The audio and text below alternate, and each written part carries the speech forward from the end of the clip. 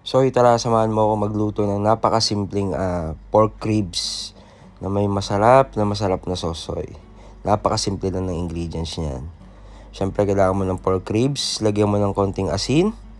Tapos, siyempre, paminta. Kasama yan, soy. Salt and pepper lagi, soy. Tapos, para mas madaling lumambot, lagyan mo ng baking soda, soy. Technique yan, technique. Konti lang. Half teaspoon lang ng baking soda. Tapos, lagyan mo siya ng cornstarch. Yan. Makakatulong yung cornstarch, soy, pag nagpiprito ka para mas mabilis kumulay, hindi siya magmukhang steam at the same time, hindi madry yung meat pag pinrito mo. Tapos yan, halu-haluin mo lang yan, soy. Hanggang sa kumapit na lahat, soy. Ano ka pa niyan? Siyempre, magpapainit ka na ng kawali niyan, soy. Pag mainit na, season muna natin yung wok, tapos lagyan mo ng malamig na oil. Kapag mainit na yung oil, sabay mong iprito ngayon yung karne. Siyempre, golden rules. No color, no taste, soy. Yan kapag kumulay ng ganyan, soy, baliktarin mo lang.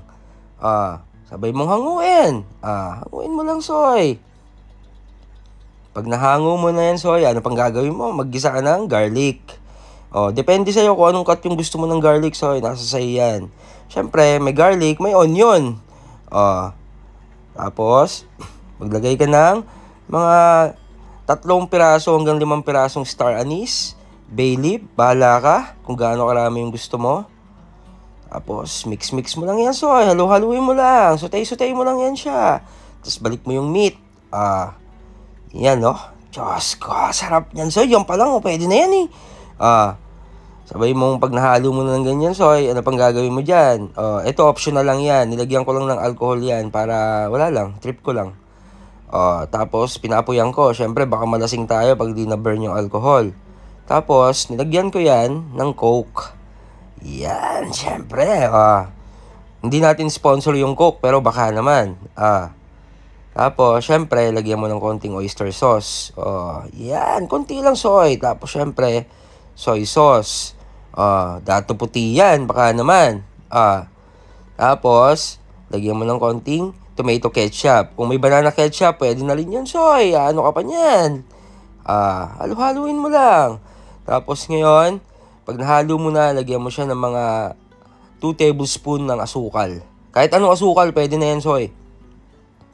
Tapos, hayaan mo lang siya. Mahinang apoy, hayaan mo lang siyang matuyo, soy. Yan, takpan mo. Siyempre, kapag ganito na itsura niyan, soy, goods to go na yan, soy. Lalapot yan dahil sa cornstarch na nalagay mo nung una. Soy, yan, okay na yan, soy. Plating na natin yan. Sarap niyan sa kanin, soy. Ay, Diyos ko. Lambot pa niyan. Soy, salamat sa panunod mo sa mga video natin. Huwag kang magsawa. Pagmamahal lagi. Share mo na rin yung video, soy. Love you.